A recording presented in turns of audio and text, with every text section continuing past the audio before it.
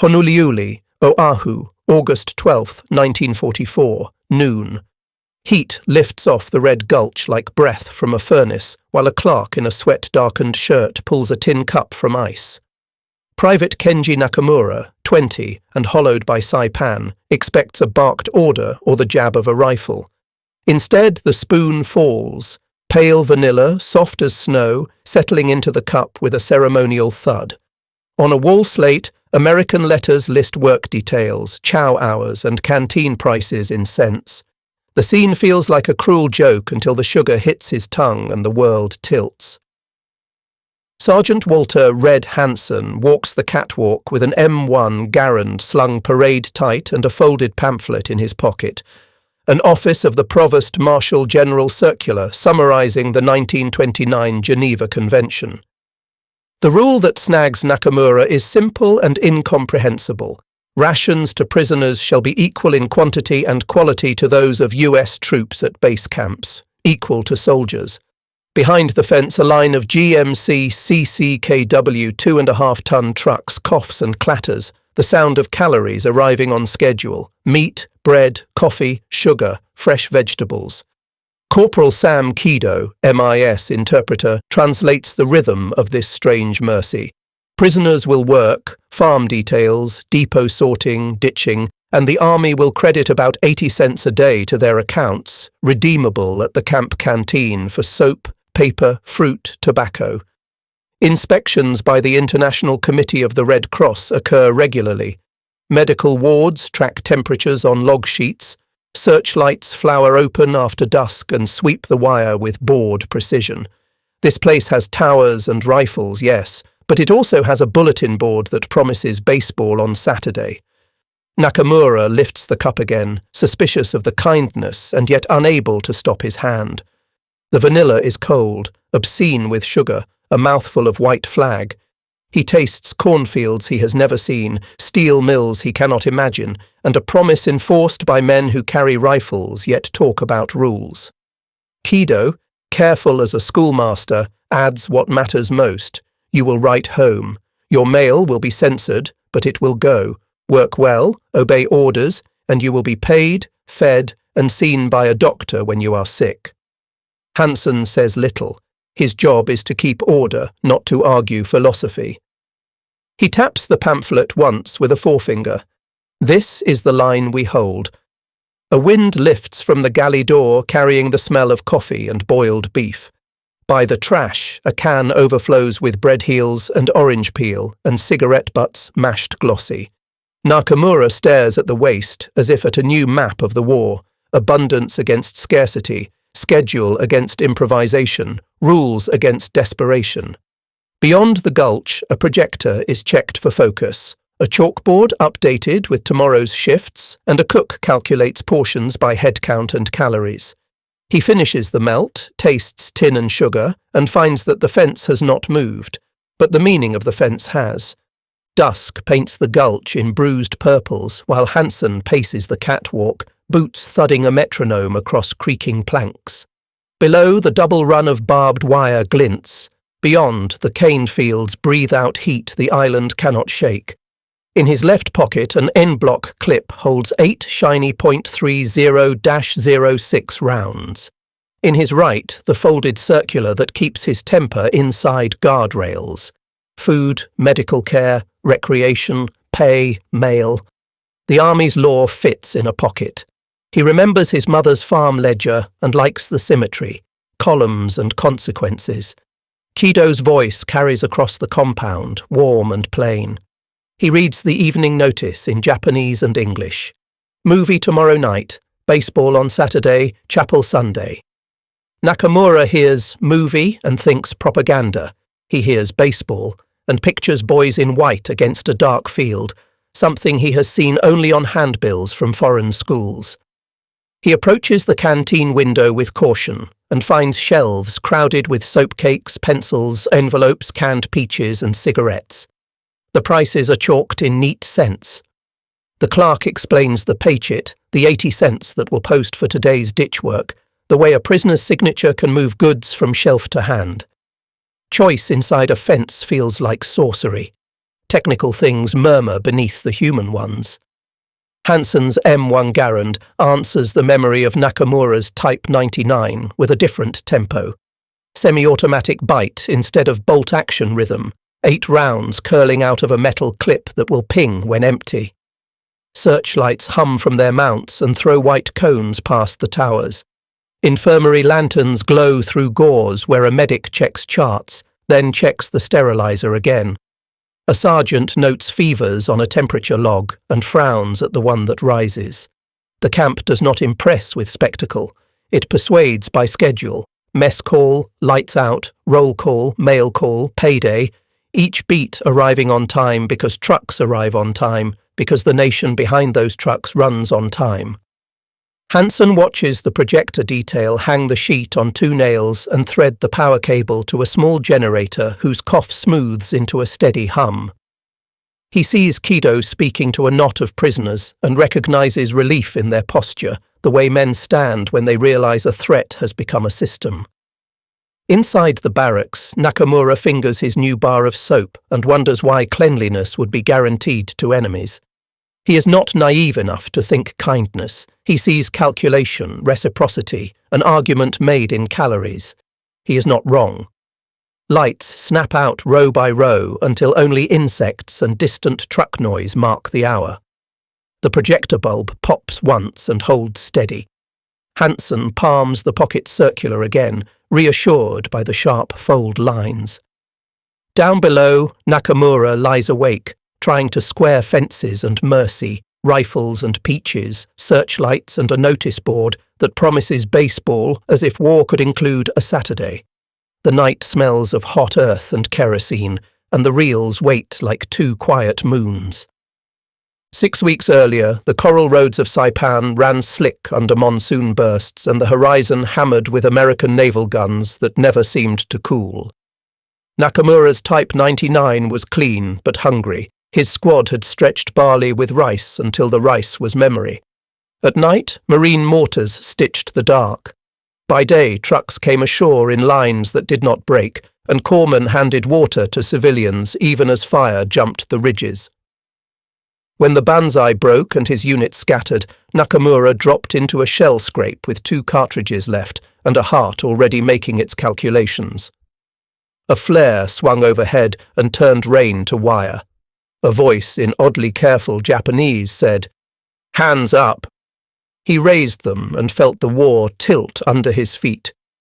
He would learn later what all that meant, that in 1944 the United States built heavy bombers at a pace that sounded like a fable, Willow Run rolling out a B-24 about every hour at peak.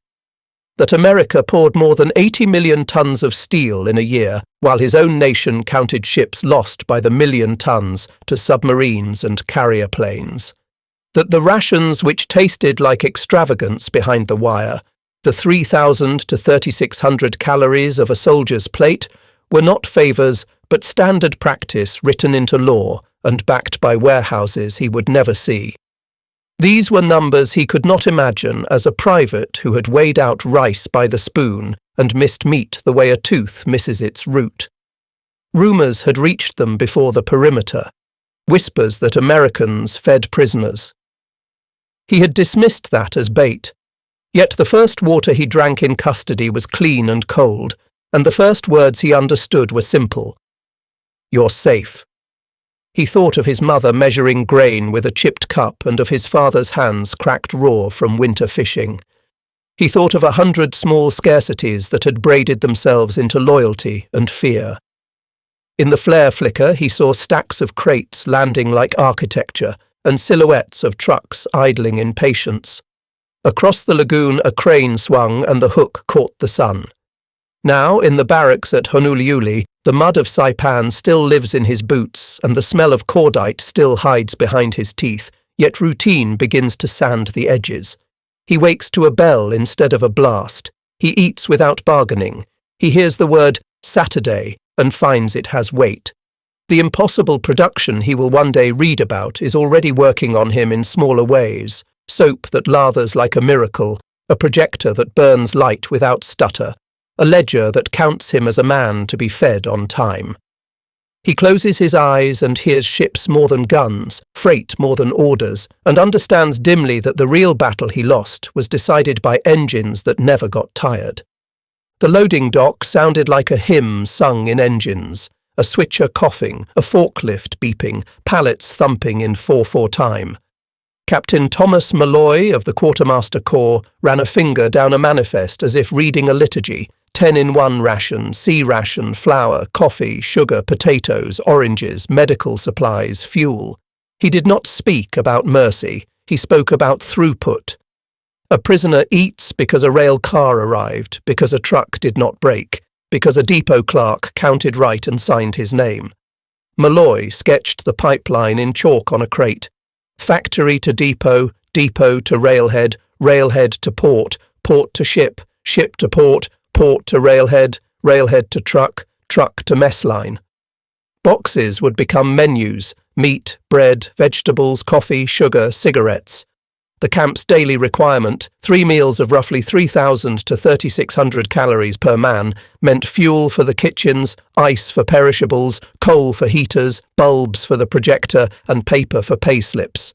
It also meant spare fan belts for GMC CKW trucks, fresh filters for generators, and tyres that could take punishment from lava gravel and Midwestern frost in the same year. Refrigerated rail cars took the night run, so oranges would land cold in a Honolulu morning and butter wouldn't drown in its own melt. The arithmetic of mercy required parts. When the International Committee of the Red Cross rolled through the gate, Malloy didn't tidy up a morality play.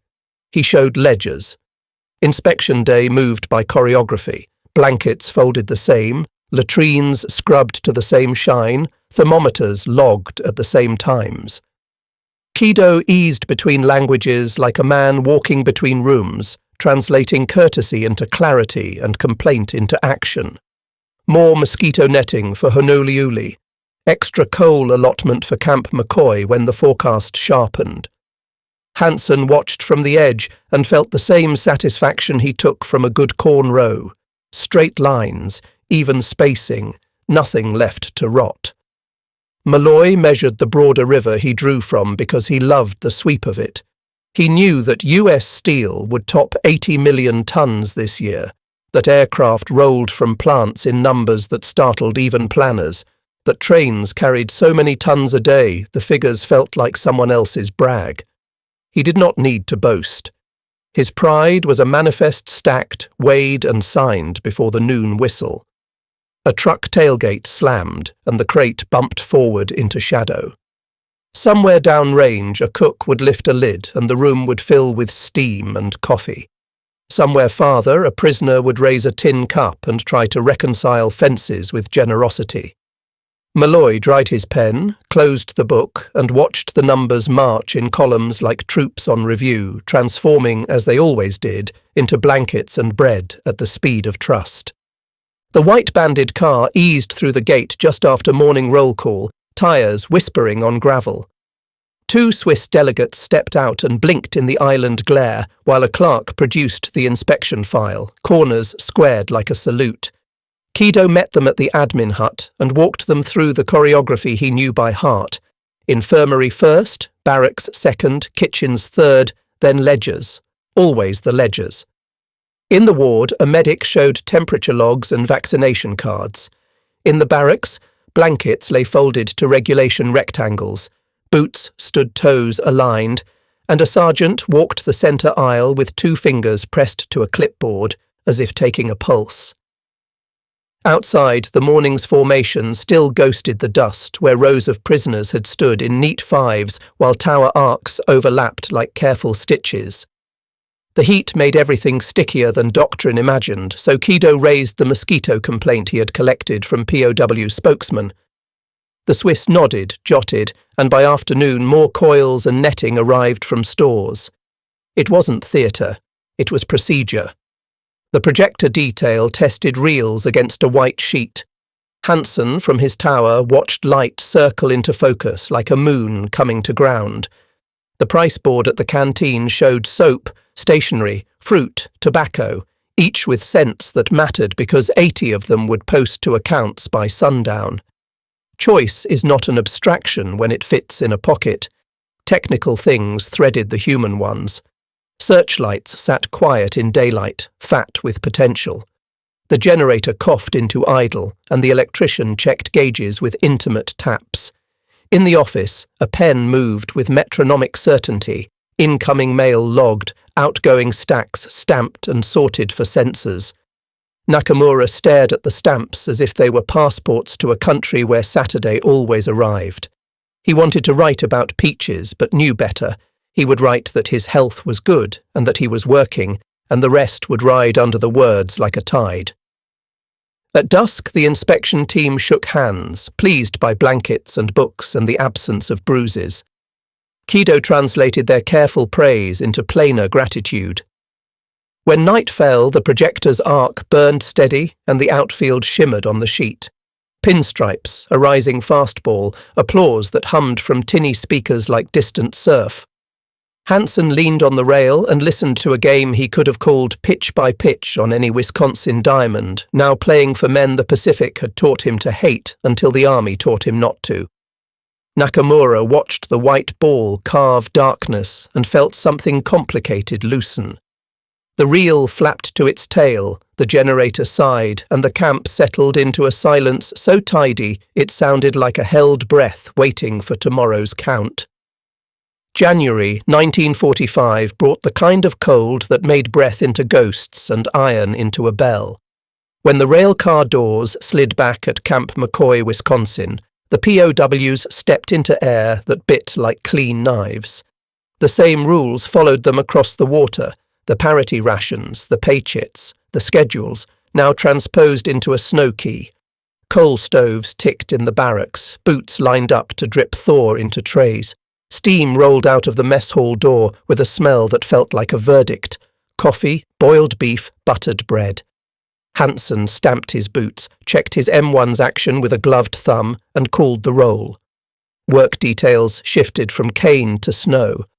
Nakamura learned the squeak of ice under a shovel and the sting of skin against a frozen shaft. The baseball diamond flattened under boots until it held, and one afternoon a bat cracked against a pale sky and sent a ball arcing through breath and sunlight. The machinery never left the story. Rail yards funneled boxcars into depots, trucks shouldered the last miles, paymasters stamped slips, medics logged temperatures. It was the same mercy made in a different weather. The scale kept insisting. In May 1945, the United States fed and housed more than 425,000 Axis POWs on the mainland, Germans by the hundreds of thousands, Italians by the tens of thousands, and about 3,915 Japanese among them, while its submarines and aircraft had already beaten Japan's lifelines to the bone, sending over 7 million tons of merchant shipping under. US steel output still towered above 80 million tons a year. Aircraft rolled from plants by the tens of thousands. To a man who once measured supper in spoonfuls, these were impossible scales, a nation producing in an hour what his village could not dream of in a month, a system generous enough to make mercy routine and ruthless enough to make scarcity permanent for the enemy's war machine. Hansen wrote his mother that night and tried to explain the odd pride of guarding men he did not hate because the rules told him not to. He mentioned the snow that squeaked and the coffee that smoked and the way a schedule could feel like a prayer answered hourly. Nakamura tucked his pay chit into a pocket near his heart and thought, for the first time since Saipan, about spring. The guard tower cut a clean line against the stars, and somewhere beyond the dark, the mills and shipyards and airfields he would never see kept their own time. The wind came down from the pines with a dry whisper, and the camp exhaled in unison, ready to rise at reveille and prove again, with breakfast, that the line in the pamphlet was not talk but policy made into bread. The kitchen orderly tipped the bin, and out tumbled bread heels, orange peels, and coffee grounds, dark as wet soil. Nakamura stopped as if the waste were a flare. In his head he did the arithmetic of a hungry house, mother, father, 2 sisters, a cousin. How many mouths in those crusts alone? Kido saw the look and, without sermon, explained what reciprocity meant in a war that still had Americans in enemy hands. Treat theirs well, so ours may live. It sounded like strategy dressed as decency, and maybe it was both. The mail table creaked under envelopes. A censor's blue pencil marked edges with neat, impersonal slashes that would have removed only place names and troop counts. Praise or complaint about food usually passed if phrased plainly. Nakamura learned the approved sentences by listening to others. My health is good, I am working, the weather is hot. The truth rode underneath like a river. Eggs at breakfast, sugar in coffee, soap that lathered. He bought a bar with the day's 80 cents and turned it in his hands as if it might leak light. Hanson's tower kept its slow circle. The M1 on his shoulder was still a boundary more than a threat. What kept order was not the rifle so much as the rhythm. Reveille, roll call, work detail, chow, mail, lights out. The camp would have felt counterfeit if the pieces didn't arrive on time, and they always did. Trucks growled up the service road, and the double fence glittered where the sun found the wire. In the ward, a medic logged temperatures, a small defence against the old enemies, dysentery, pneumonia, that discipline and clean water usually beat. Kido, when asked why Americans spent fuel to show a movie, answered with the patience of a teacher. Routine keeps men from breaking, even behind a fence. That night, Nakamura wrote a letter he knew would reach home with its edges thinned by censorship, but its centre intact. He did not mention peaches or ice cream. He thanked his mother for a scarf and told her the work was steady. Then he folded his paychit into the envelope as a pressed leaf might be kept between pages, proof that the day had happened. The bin at the kitchen door still smelled like what his village called a holiday. He tried not to stare as an orderly added a new layer. When the light drained from the gulch, he lay back and let the generators hum him towards sleep. Somewhere down the chain, a manifest waited for a signature, and somewhere up the chain, a mill poured steel bright as noon. He had begun to understand that the Americans' truest weapon was not the rifle's crack, but the way breakfast arrived like a tide. In the warehouse, the air tasted of canvas and dust, and Malloy read the afternoon manifest aloud the way a chaplain might read a liturgy. Flour, sugar, coffee, potatoes, canned meat, medical gauze, lamp oil, projector bulbs. He was not sentimental. He believed in arrivals. He showed Hanson a chalk sketch of the pipeline, factory to depot, depot to railhead, railhead to port, port to ship, ship to port, railhead again, then trucks, and tapped each step with his chalk until it left a constellation of circles on the crate top. Refrigerated cars would have taken the late run so oranges hit the dock cold. CCKW trucks would have burned fuel at a predictable rate, filters swapped on schedule, tyres measured with a gauge more often than rifles were fired. The numbers sat there, matter-of-fact and impossible all at once. US steel would climb above 80 million tons this year. American aircraft in 1944 alone rolled from plants by the tens of thousands, enough to make the sky feel industrial. Merchant shipping losses inflicted on Japan had run into the millions of tons, a faucet turned shut by submarines and carrier planes. Malloy didn't pound the table with it. He just slid a clipboard into place and initialed the bottom right corner. Boxes became menus. Menus became morale. A 10-in-1 ration crate opened like a promise. Meat, biscuits, cereal, coffee, sugar, cigarettes, even sweets. For prisoners, the parity clause translated to calories and to the petty luxuries that told the body it could stand down from famine. For guards, it meant order that didn't require the baton. Kido drifted through, translating an inquiry about work glove sizes and reminding Malloy that the mosquito coils had helped. A forklift beeped in reverse, and the whole building leaned into its own choreography. Outside, a convoy idled, noses pointing toward kitchen doors and storerooms with labels painted in stencils so crisp they looked like printed pages. Malloy liked that precision you could read at a distance. He would have said that a nation proves what it is not by what it refuses to do, It proves what it is by what it repeats until it becomes habit. This, repeated, was mercy enforced by schedule. The forklift's forks slid under a pallet stamped 10-in-1 ration, and when it lifted, the chains sang. Steam would bloom somewhere downrange, and metal spoons would tap tin trays like rain. Malloy capped his pen, satisfied in the way a man is when systems hold. He didn't need applause. He needed the 4 o'clock to be on time. The interview room smelled faintly of tea and furniture polish, a quiet rebuke to the stories Nakamura had been told about interrogations. Kido poured 2 cups, black, not barley, and set one within reach, then asked about Saipan the way a friend asks directions, careful and exact. Where had the company stored ammunition?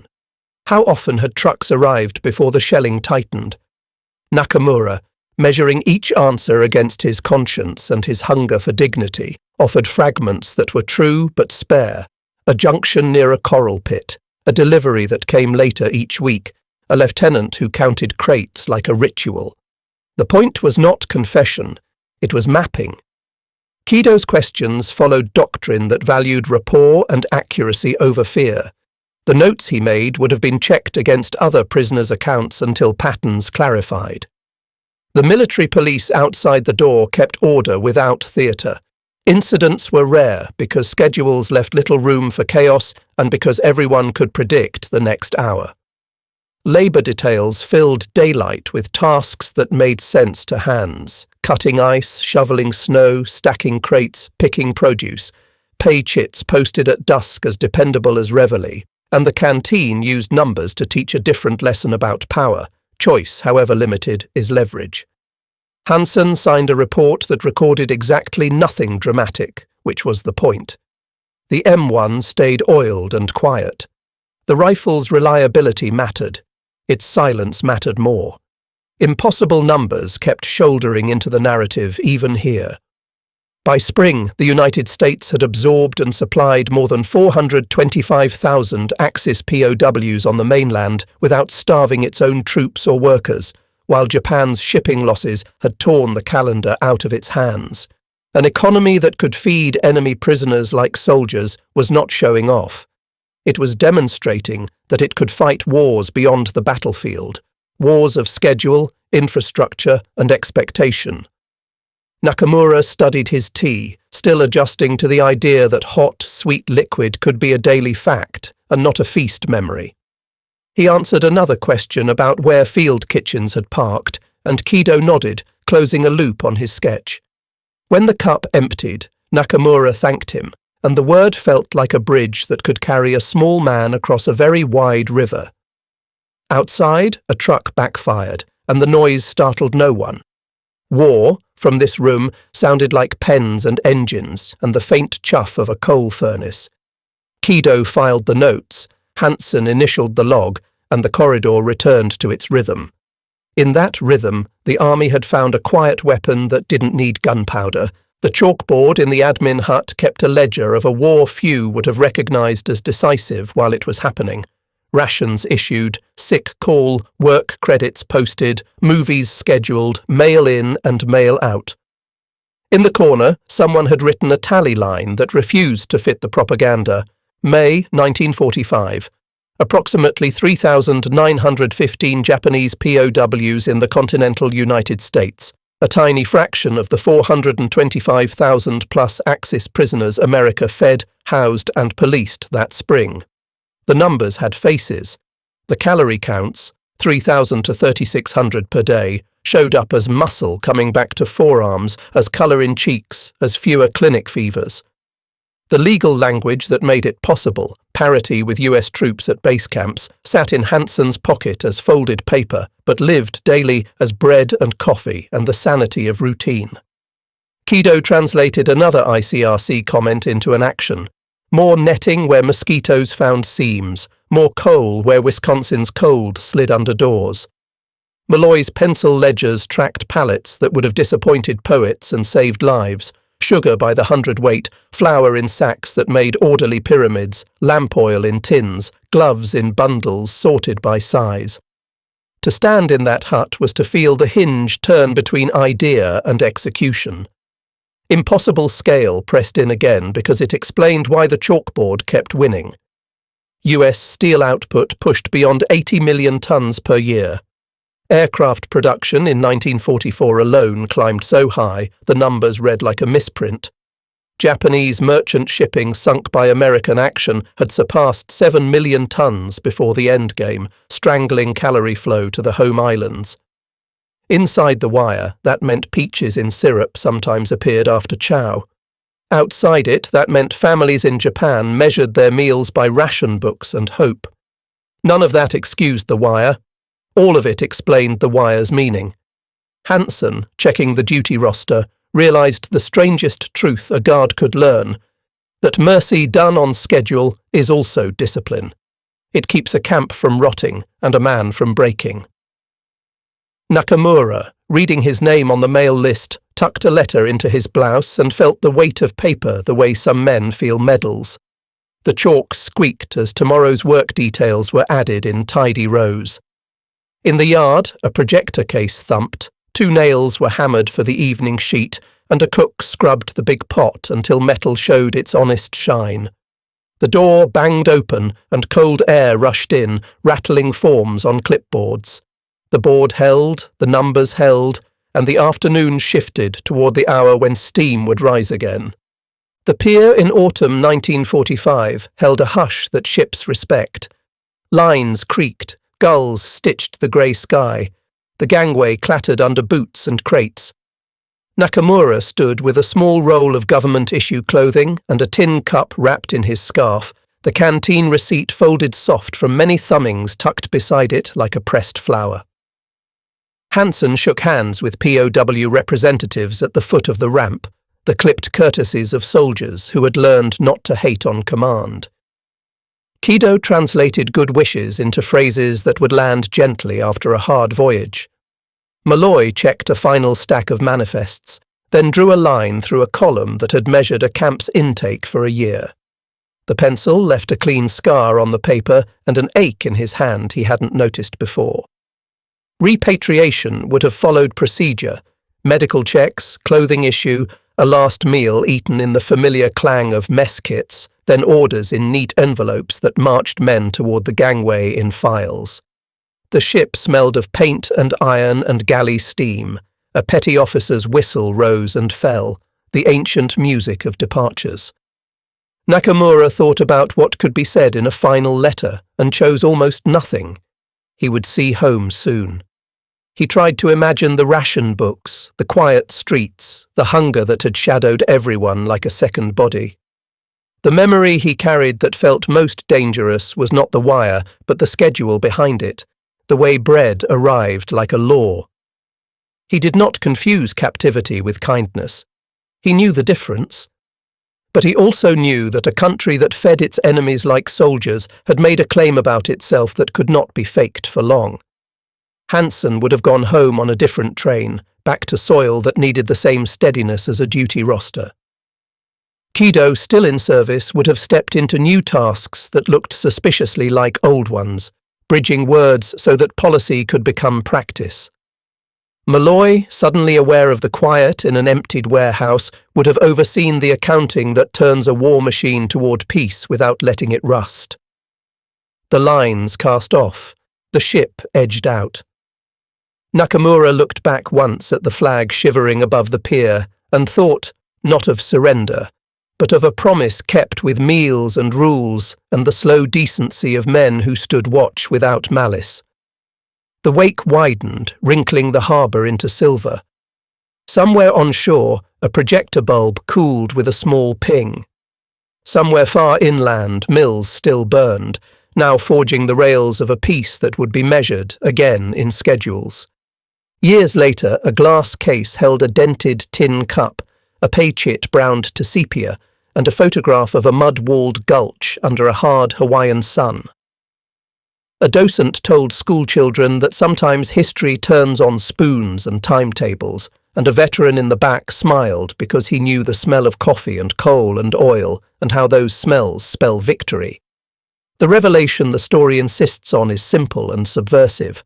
America could afford to be generous, and generosity, made routine, audited, delivered by trucks and rail cars and honest ledgers, became a weapon that shamed terror and rewired expectation.